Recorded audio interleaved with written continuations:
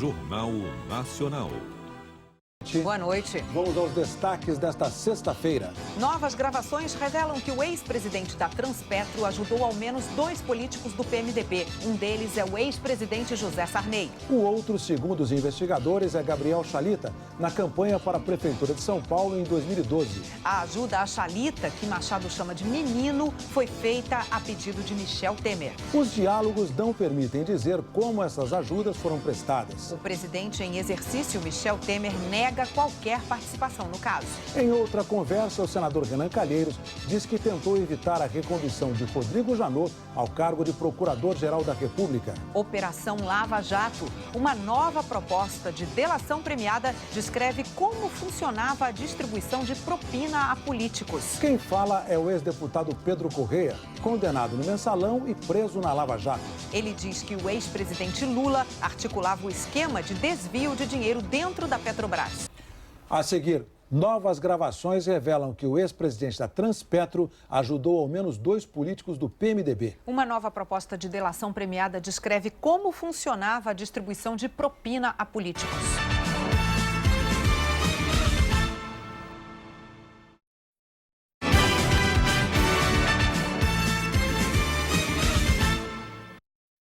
Mais uma delação premiada da Operação Lava Jato causa grande impacto no meio político em Brasília. O ex-deputado Pedro Correia, condenado no Mensalão do PT e na Lava Jato, citou o nome de deputados, senadores, ministros, ex-ministros e um governador. Segundo ele, todos envolvidos com a corrupção.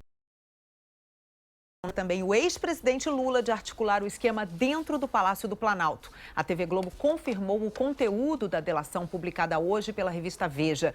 Veja agora na reportagem de Gioconda Brasil e de Marcelo Rocha.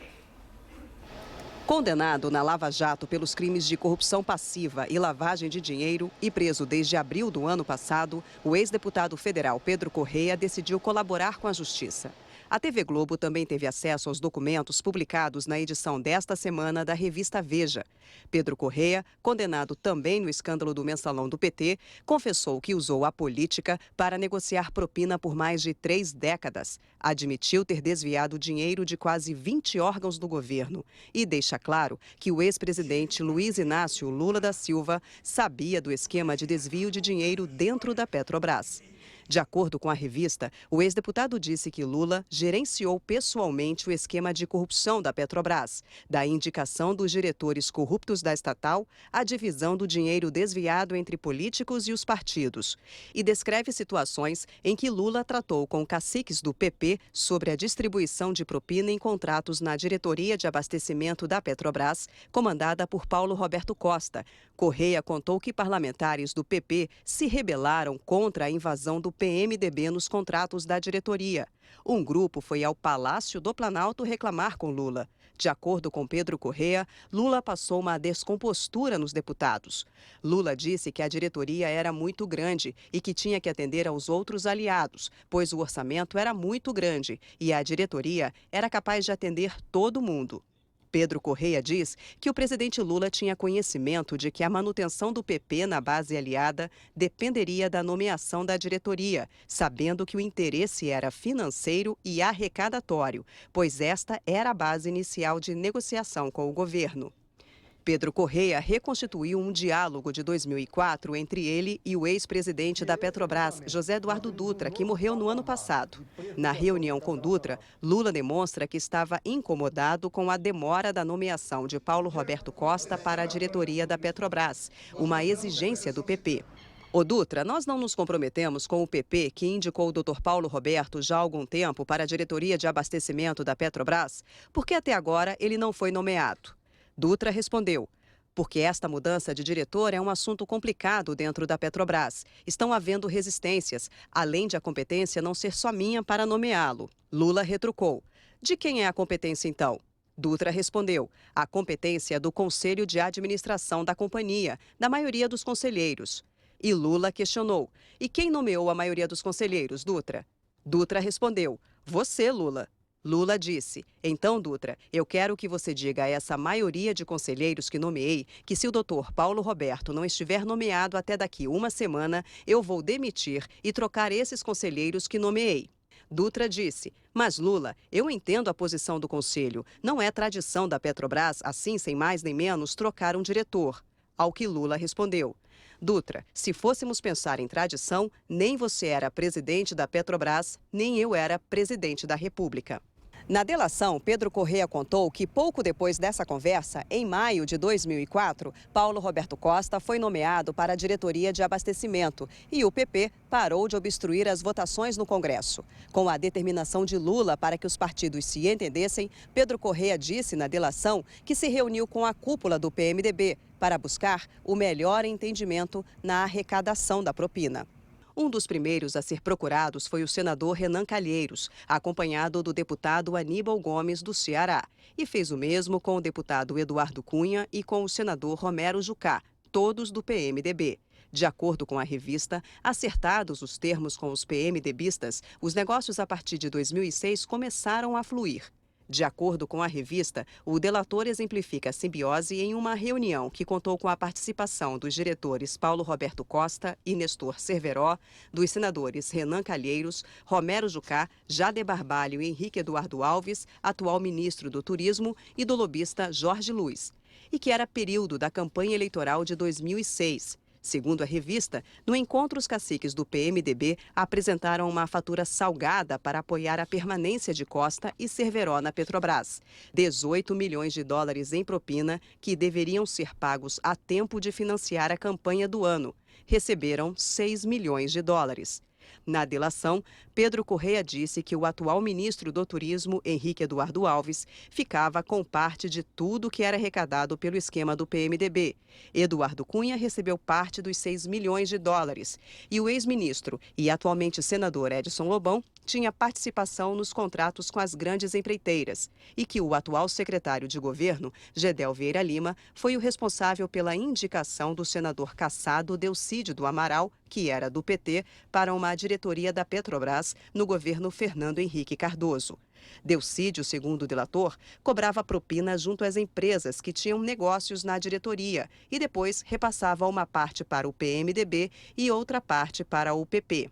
Correia também acrescentou que o laboratório EMS pagava propina para os ex-ministros José Dirceu e Alexandre Padilha, que vantagens também eram cobradas das empresas que se habilitavam a participar do programa Minha Casa Minha Vida, uma das marcas do governo Dilma. Segundo a Veja, o senador Aécio Neves, presidente do PSDB, teria negociado pagamentos para seu partido numa obra de Furnas. A Veja descreveu a participação dos seguintes políticos: o ex-ministro Aldo Rebelo, que teria conhecimento de que os cargos do governo eram usados para arrecadar propina; o ex-ministro Alfredo Nascimento, que teria recebido propina por obras do DENIT; que o ex-ministro Aloísio Mercadante teria recebido dinheiro para inviabilizar a CPI da Petrobras; que o ministro do TCU, Augusto Nardes, quando deputado do PP, teria recebido dinheiro do Mensalão; que a presidente afastada Dilma Rousseff se reuniu com Paulo Roberto Costa em 2010 e teria pedido apoio financeiro; que o ex-ministro Jacques Wagner teria recebido dinheiro de empresas ligadas ao Petrolão; que o ex-deputado José Guimarães teria recebido propina por contratos com o Banco do Nordeste; que o deputado Paulo Maluf teria recebido 20 milhões de reais do Petrolão para atrapalhar as eleições para a Prefeitura de São Paulo em 2010. Do Maranhão, Rosiana Sarney, teria recebido dinheiro sujo para suas campanhas e que o senador do PMDB, Valdir Raupp, teria um esquema de arrecadação de propina com o Banco do Brasil. A defesa de Pedro Correia diz que não confirma o teor da reportagem. O Instituto Lula acusa Pedro Correia de negociar com o Ministério Público uma narrativa falsa envolvendo o ex-presidente para se livrar de mais de 20 anos de cadeia na Lava Jato. E diz que considera repugnante que policiais e promotores transcrevam para um documento oficial o que chama de farsa direcionada para enxovalhar a honra do ex-presidente e de Eduardo Dutra. O Instituto Lula diz ainda que o Estado de Direito não comporta esse tipo de manipulação insidiosa e covarde por parte de agentes públicos e dos meios de comunicação para o que considera uma campanha de ódio e difamação contra Lula, sem nenhuma prova ou indício da participação do ex-presidente nos desvios da Petrobras. O presidente em exercício do PMDB, senador Romero Jucá, disse que as doações ao partido sempre foram feitas de acordo com a lei e que desconhece qualquer reunião para tratar de repasses ilegais para a legenda. O Partido Progressista afirma que nunca admitiu a prática de atos ilícitos e que confia no trabalho da Justiça. O PSDB e o presidente da legenda, Aécio Neves, repudiaram o que consideram uma repetição de antigas e falsas acusações feitas por seus adversários políticos, na base do ouvir dizer de terceiros. Ainda segundo o PSDB, a Procuradoria-Geral da República já arquivou a denúncia por falta de provas. O presidente do Senado, Renan Calheiros, do PMDB, disse que Pedro Correia não faz parte das suas relações pessoais ou políticas e que nunca se reuniu com ele. Afirmou também que todas as doações para suas campanhas eleitorais foram legais e aprovadas pela Justiça. E criticou ainda o que chamou de delações feitas por bandidos, citando relações fictícias ou inexistentes para expor terceiros. O ministro da Secretaria de Governo, Gedel Vieira Lima, do PMDB, negou ter feito a indicação de Delcídio do Amaral para uma diretoria da Petrobras. O ex-ministro da Saúde, Alexandre Padilha, do PT, disse que é absurda a tentativa de associar o nome dele a qualquer irregularidade e que Pedro Correia não apresentou qualquer fato que sustente suas denúncias. Segundo o advogado de Rosiana Sarney, do senador Edson Lobão e do senador Romero Jucá, todos do PMDB, Correia conta histórias sem fatos, sem datas e inventa diálogos de 10 anos atrás, o que, para ele, é uma desmoralização do Instituto da Delação Premiada. O ministro do Turismo, Henrique Eduardo Alves, do PMDB, afirmou que nunca tratou desses assuntos com Pedro Correia e que considera a citação do nome dele absurda, mentirosa e irresponsável.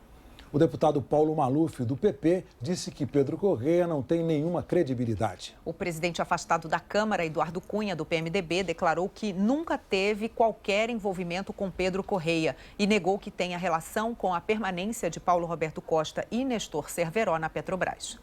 A defesa de Delcídio do Amaral disse que não há provas contra o ex-senador e que ele está disposto a fazer uma acariação com Pedro Correia. A defesa de Nestor Cerveró declarou que o que ele a sua permanência na diretoria internacional da Petrobras está sob sigilo. O senador Valdir Raupp, do PMDB, negou qualquer envolvimento no esquema. O ex-ministro Jacques Wagner, do PT, negou as acusações e disse que todas as doações que recebeu foram declaradas e aprovadas pela Justiça Eleitoral. O Banco do Brasil declarou que refuta as acusações e ilações sem provas. O senador Jader Barbalho, do PMDB, disse que nunca participou de reunião com os ex-diretores da Petrobras, Nestor Cerveró e Paulo Roberto Costa. O ministro do Tribunal de Contas da União, Augusto Nardes, refutou as acusações que considera injustas e inverídicas e disse que, apesar de ter sido ligado ao PP, nunca compactuou com qualquer ilícito praticado em nome da legenda e que, por isso, não teve o apoio do partido quando concorreu a uma vaga no TCU. O deputado Alfredo Nascimento, do PR, disse que as acusações contra ele já foram investigadas pela Polícia Federal e pelo Ministério Público e que ele foi inocentado. Disse ainda que vai processar Pedro Correia pela citação inverídica. O ex-ministro Aloysio Mercadante, do PT, negou qualquer relação com Pedro Correia e disse que a acusação de ter recebido propina para inviabilizar a CPI da Petrobras em 2009 é absurda. O laboratório EMS disse que desconhece o teor da delação de Pedro Correia e que dará todas as explicações assim que tiver acesso ao documento. A presidente afastada Dilma Rousseff disse que as acusações contra ela são mentirosas e absurdas e que jamais se reuniu com Paulo Roberto Costa para pedir apoio financeiro. Segundo Dilma Rousseff, essa é mais uma tentativa para envolver o nome dela em versões fantasiosas, inconsistentes e que serão desmentidas pelos fatos. A defesa de José Dirceu negou as acusações e disse que o laboratório EMS já explicou os contatos com o ex-ministro em documento enviado para o juiz Sérgio Moro. O ex-presidente Fernando Henrique Cardoso disse que se houve corrupção na Petrobras enquanto era presidente, foram atos individuais sem seu conhecimento ou anuência. Disse ainda que não se recorda do então deputado Gedel Vieira Lima ter indicado qualquer diretor para a estatal. A assessoria da Petrobras não quis se manifestar. O lobista Jorge Luiz disse que só vai se manifestar no momento oportuno. Nós não conseguimos contato com o ex-diretor da Petrobras, Paulo Roberto Costa, o ex-ministro Aldo Rebelo, do PCdoB, o deputado José Guimarães, do PT, e a assessoria do deputado afastado por licença médica, Aníbal Gomes, do PMDB. Novos trechos de conversas gravadas pelo ex-presidente da Transpetro, Sérgio Machado, a que a TV Globo teve acesso, mostram que ele ajudou aliados políticos. Um deles foi o ex-presidente José Sarney, mas os diálogos não permitem dizer que tipo de ajuda foi essa. Outro aliado, segundo os investigadores, foi Gabriel Chalita, que na gravação Machado chama apenas de menino e diz que ajudou na campanha dele a Prefeitura de São Paulo pelo PMDB em 2012, a pedido de Michel Temer. Os diálogos não revelam de que forma. Na conversa, Machado parece sondar o ex-presidente José Sarney se o então vice-presidente Michel Temer pode participar de uma articulação para evitar que sua investigação caia nas mãos de Sérgio Moro. Machado pergunta: você acha que a gente consegue emplacar o Michel sem uma articulação do jeito que esta... E Sarney: não, sem articulação não. Vou ver o que está acontecendo. Vou no Michel hoje. Como que para estimular a conversa, Machado revela que contribuiu com Temer ajudando na campanha do menino, que para os investigadores é Gabriel Chalita, que concorreu à Prefeitura de São Paulo pelo PMDB em 2012, sem o conhecimento de Renan Calheiros. Machado diz: o Michel, presidente, lhe dizer, eu contribuí para o Michel. Sarney fala: Machado diz: eu contribuí para o Michel. Não quero nem que o senhor comente com o Renan. Eu contribuí para o Michel para a candidatura do menino. Falei com ele até num lugar inapropriado, que foi na base aérea. Sarney aparenta preocupação com a revelação e quer saber se uma ajuda que ele próprio recebeu de Machado é do conhecimento de mais alguém. Sarney pergunta: mas alguém sabe que você me ajudou? Machado responde: não, sabe não. Ninguém sabe, presidente. Não fica claro que ajuda foi essa. A conversa segue sem interrupção, com ambos discutindo uma tentativa de aproximação com ministros do Supremo. O ex-presidente Sarney fala novamente do ex-ministro do Superior Tribunal de Justiça, César Asfor Rocha, como uma pessoa ligada ao relator da Lava Jato no Supremo, Teori Zavascki. Sarney afirma que Asfor Rocha fez muito favor a Teori. No meio do diálogo, Machado reafirma que ninguém sabe que ele ajudou Sarney. Sarney diz: o Renan... eu falo, mas eu prefiro falar assim com César Rocha. Prefiro falar com César. Machado fala: ninguém sabe que eu lhe ajudei. Sarney afirma: porque o César Rocha, o César Rocha, que é nosso cúmplice junto com o... Machado pergunta: com o Teori? Sarney responde: com o Teori. Ele é muito, mas muito amicíssimo lá do tribunal. O César fez muito favor para ele. Machado pergunta: o Teori era do tribunal do César? Sarney responde: era. O Teori era do tribunal do César. Machado diz: sabia não. Em outra conversa, desta vez com Romero Jucá, ex-ministro do Planejamento, Sérgio Machado defende um acordo para barrar a Lava Jato que proteja também alguns nomes do PT e a família de Lula. E chega ao absurdo de fazer referência ao suicídio do ex-presidente Getúlio Vargas. Machado diz que a solução passava pela permanência de Dilma Rousseff, mas sem poderes. Jucá faz referência a uma constituinte para podar poderes do Ministério Público. Machado diz: meu amigo, eu acho que o melhor seria porque ela continuava presidente. Michel assumia com liberdade de mudar tudo. Jucá completa: negociava um ou outro cara aqui que ela quisesse proteger. Machado concorda: isso, proteger no governo. Essa conversa só tem a solução do Getúlio, rapaz. Proteger a família do Lula fazendo um acordo com o Supremo. Não é possível que esses não façam um acordo desse. Machado diz: sem o Supremo não adianta. Ou corta as asas da Justiça e do Ministério Público, ou... E quando essa coisa baixar, cortar as asas do Ministério Público.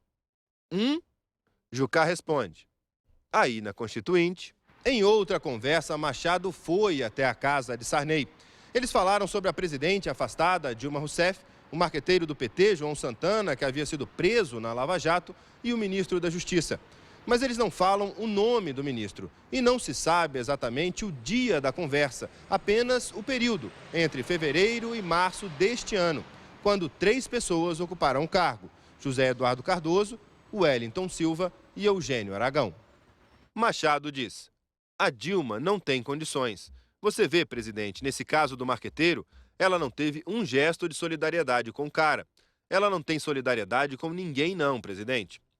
Sarney completa: e nesse caso, ao que sei, é o único que ela está envolvida diretamente. E ela foi quem falou com o pessoal da Odebrecht para dar, acompanhar e responsabilizar pelo Santana. Machado fala: isso é muito sério. Presidente, você pegou o marqueteiro dos 3 para o presidente do Brasil. Deixa que o ministro da Justiça, que é um banana, só diz besteira. Nunca vi um governo tão fraco, tão frágil e tão omisso. É que estavam dizendo essa semana: a presidente é mole. A gente não tem um fato positivo. Sarney conclui: e todo mundo acovardado. Machado confirma: acovardado. Já em outra conversa com Renan, Machado fala com o presidente do Senado sobre o Procurador-Geral da República, Rodrigo Janot, reconduzido ao cargo em setembro de 2015 por mais 2 anos. Na gravação, Renan afirma que tentou evitar. Agora, uma coisa eu tenho certeza: sobre você não tem nada ainda. Renan completa: nesse mistério todo a gente nem sabe, porque eles vivem nessa obsessão. Machado fala: hoje eu acho que vocês não poderiam ter reconduzido aquele cara ali. Renan pergunta: quem? Machado explica: ter reconduzido o Janot. Tinha que ter comprado uma briga ali. Renan afirma: eu tentei, mas eu estava só. A defesa do ex-presidente da Transpetro, Sérgio Machado, disse que ele não pode se manifestar por conta do sigilo da delação premiada. O ex-presidente do Superior Tribunal de Justiça, César Asfor Rocha, negou que tenha sido procurado por qualquer pessoa para tratar dos assuntos citados nos diálogos. Negou também que tenha conversado sobre o assunto com ministros do Supremo Tribunal Federal e disse que as ilações são injuriosas e extraídas de forma precipitada da simples menção ao seu nome por terceiros. Sobre as gravações do ex-presidente da Transpetro, a presidente afastada Dilma Rousseff voltou a dizer que todos os pagamentos feitos ao publicitário João Santana foram regulares e declarados à Justiça Eleitoral. Que estranha que pessoas que não participaram da coordenação da campanha ou da tesouraria possam ter informações sobre pagamentos e arrecadações, o que, segundo ela, mostra que a origem dessas informações não tem nenhuma credibilidade. Dilma disse ainda que a tentativa de envolver seu nome em situações de que nunca participou são escusas e direcionadas e que demonstram interesses inconfessáveis. A assessoria do Supremo Tribunal Federal também repetiu que faz parte da natureza do Poder Judiciário ser aberto e democrático e que os ministros são obrigados, por dever de ofício, a ouvir diversos atores da sociedade diariamente e que tal prática não interfere na imparcialidade das decisões. O ministro do Supremo Tribunal Federal, Teori Zavascki, o procurador-geral da República, Rodrigo Janot, e a construtora Odebrecht não quiseram se manifestar.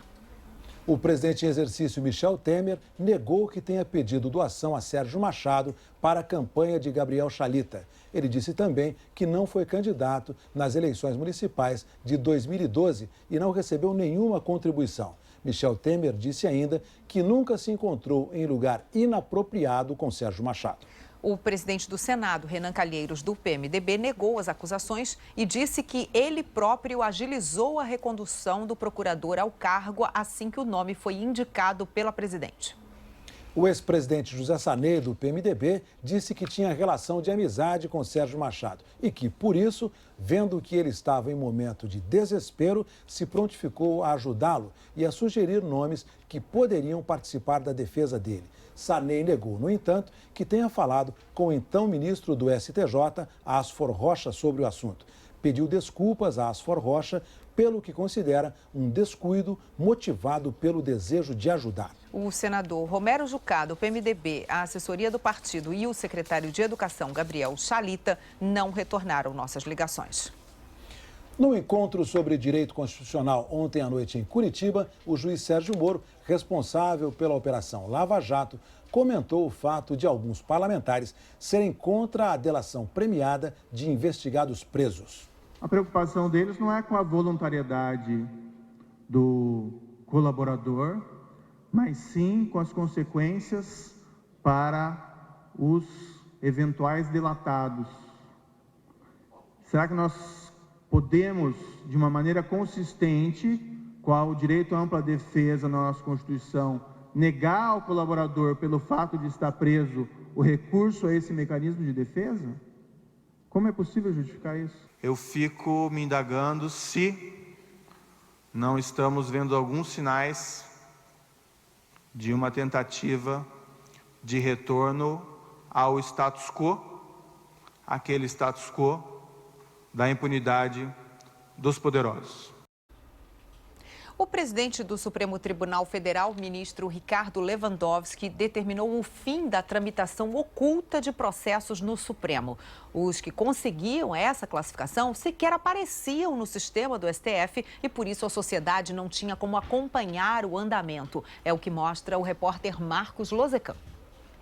É como se fosse uma grande caixa preta. Ninguém sabe sequer quantos processos ocultos tramitam no Supremo. Nem conteúdo, nem nomes de investigados e nem mesmo em que pé estão. Cada um dos 11 ministros, na condição de relator, quando recebe um processo, decide considerar oculto ou não. Às vezes, o Supremo atende ao pedido do juiz de instância inferior, do Ministério Público ou dos advogados de defesa, se transforma num mistério. Para o presidente do STF, ministro Ricardo Lewandowski, essa ocultação total impede a disciplina, a classificação e a tramitação do crescente número de documentos de natureza sigilosa que ingressam no Supremo Tribunal Federal. Foi por isso que ele decidiu acabar com a tramitação oculta.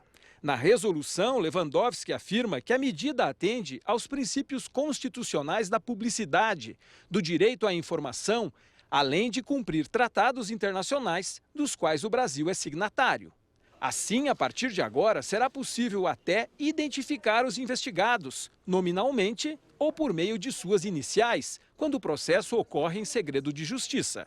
Em nota, a OAB considerou importantíssima a decisão do Supremo e afirmou que a transparência é um valor salutar para a democracia e para o bom funcionamento do judiciário. A Procuradoria-Geral da República considerou a medida positiva. O STF garante que a norma não causa prejuízo às investigações criminais, porque prevê especial proteção às medidas cautelares que devem ser mantidas em sigilo até a sua execução. O segredo de justiça continua valendo para que a coleta de prova não seja prejudicada. Ordens de prisão e de busca e apreensão, por exemplo, não serão divulgadas até que sejam devidamente cumpridas.